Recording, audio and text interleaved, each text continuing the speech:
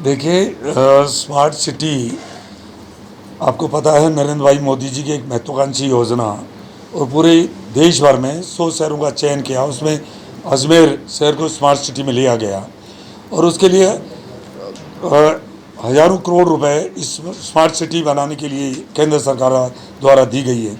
परंतु दुर्भाग्य की बात है कि आज तक यहाँ आपको पता है जनप्रतिनिधि पार्षद से लेकर फिर महापौर, उप महापौर, विधायक, सांसद, आज तक किसी भी जनप्रतिनिधि से इन्होंने राय लेने की कोशिश नहीं करी है। अभी मैंने पूछा तो अजमेर शहर में 2 विधायक हैं। अजमेर उत्तर से वासुदेव जी देवनानी साहब जो पूर्व मंत्री रहे हैं, अजमेर दक्षिण से विधायक अनिता जी बघेल जो पहले पूर्व मंत्री रही है, अभी विधायक हैं।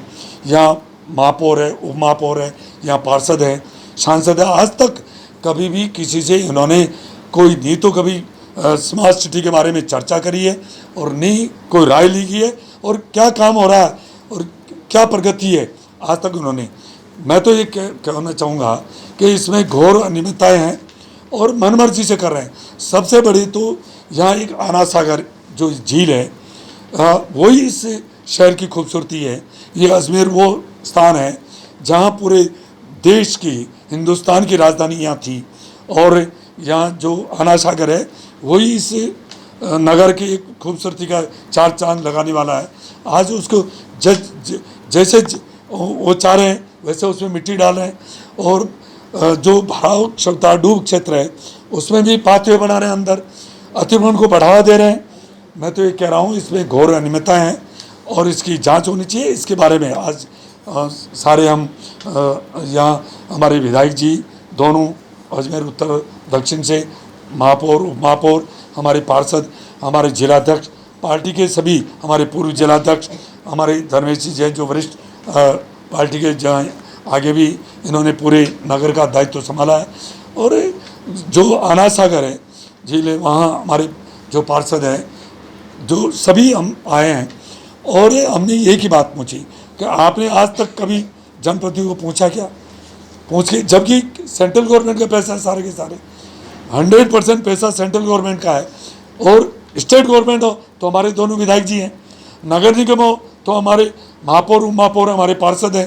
परंतु आज तक इन्होंने कभी भी पूछने की कभी इन्होंने ज़रूरत नहीं समझी, और इसमें घोर अनियमितताएँ हो रही है।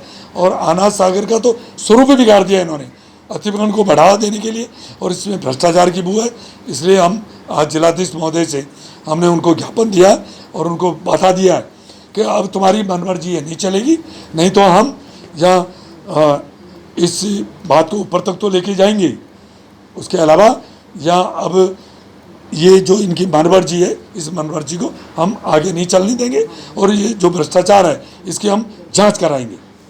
मिट्टी भरना बंद करवाएंगे। दूसरा, सबसे पहले ये कहा जिलाधीश महोदय को कि तुरंत प्रभाव से आज ये आना सागर में जो अंधाधुंध मिट्टी डाली जा रही है और जो अतिक्रमण को बढ़ावा दिया जा रहा है, आज ही उसे मिट्टी डालने की जो प्रक्रिया है उसको बंद करें।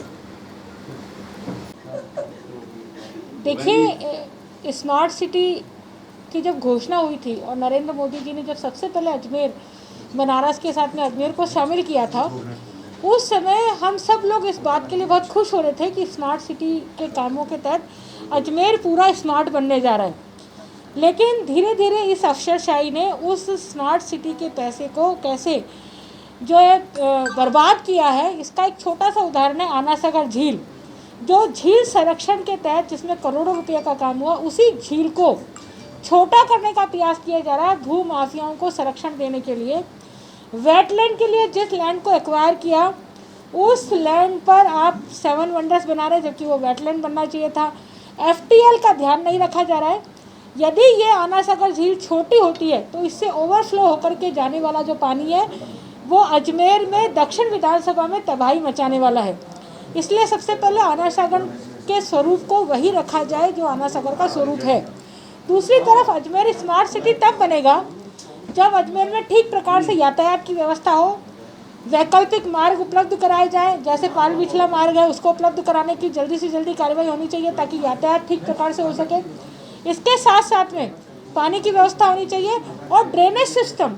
अजमेर का सबसे बुरा हाल है वो ड्रेनेज सिस्टम को लेकर के है। जितने भी नाले अरावली की पर्वत श्रृंखलाओं से निकलते हैं, वो सब नालों की वजह से हर बारिश में मार्टिनगंज ब्रिज जो शहर का हार्ट है, उस मार्टिनगंज ब्रिज के नीचे आप देखिए बारिश के दिनों में कितना ओवरफ्लो होकर के पानी बहता है और उसके कारण से शहर बहुत भद्दा लगता है। स्टेशन रोड पर नाले की वजह से पानी ओवरफ्लो होता है और सीधे जो बाहर से नागरिक आता है वो देखता है कि अजमेर की क्या हालत है। इस तरह से सारे नाले ओवरफ्लो होते हैं और हर बारिश में करोड़ों रुपयों का नुकसान आम जनता को भी और सरकार को भी होता है। लेकिन प्रशासन के लोग ये ठोस मूलभूत काम करने की बजाय सिर्फ कैसे पैसे को बर्बाद किया जा सके और कैसे काम किया। आप कहते हैं कि हम ADB एरिया से बाहर नहीं जाएंगे, लेकिन ADB एरिया से बाहर जाकर के गवर्नमेंट कॉलेज में बिल्डिंग बनाई जा रही है, तो वो कैसे करें। यदि कोई जनप्रतिनिधि कहता है कि भाई आप ये महत्वपूर्ण काम करना है तो वो ADB एरिया नहीं है, और यदि आपको काम करना होता है तो आप कोई भी मार्ग निकाल लेते हैं, कोई भी रास्ता निकाल लेते हैं।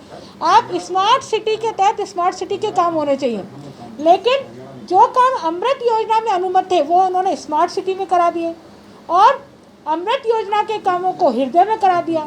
तो ऐसे फंड्स का बिना किसी जानकारी के इस तरह से दुरुपयोग हो रहा है।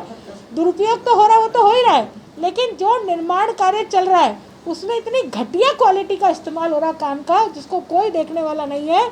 सूचना केंद्र का जितना भी निर्माण कार्य है वो पूरी तरह से घटिया किस्म का है, वो कुछ समय में नीचे आ जाएगा सारा का सारा काम। तो इस तरह से कह सकते हैं कि इस स्मार्ट सिटी में जो करोड़ों रुपया आ रहा है, अजमेर की ये अफसरशाही उसको बर्बाद करने में लगी है, उससे अजमेर का कुछ भला नहीं होने वाला है। इसलिए अजमेर के सभी जनप्रतिनिधि और हम सब लोग आज जिलाधीश महोदय को ये ज्ञापन दिया है, या तो ये ठीक करें व्यवस्थाएं और जनप्रतिनिधियों का सहयोग लें। जनप्रतिनिधि वास्तव में जनता से जुड़े होते हैं और क्या काम होना है क्या काम नहीं होना है उनको ज़्यादा परख होती है। इसलिए जनप्रतिनिधि की बात को सुना जाए, जनप्रतिनिधि को बिना बताए कोई नए प्रोजेक्ट शुरू ना हो। और जब तक ये आना सागर के बारे में जो बात हमने कही है, जब तक इसकी संपूर्ण जांच नहीं हो जाती, इसको रोका नहीं जाता, जब तक हम अपना आंदोलन इस तरह से जारी रखेंगे, लोकतांत्रिक तरीके से ही सही, लेकिन ये प्रशासन को सरकारी पैसे का दुरुपयोग नहीं करने देंगे।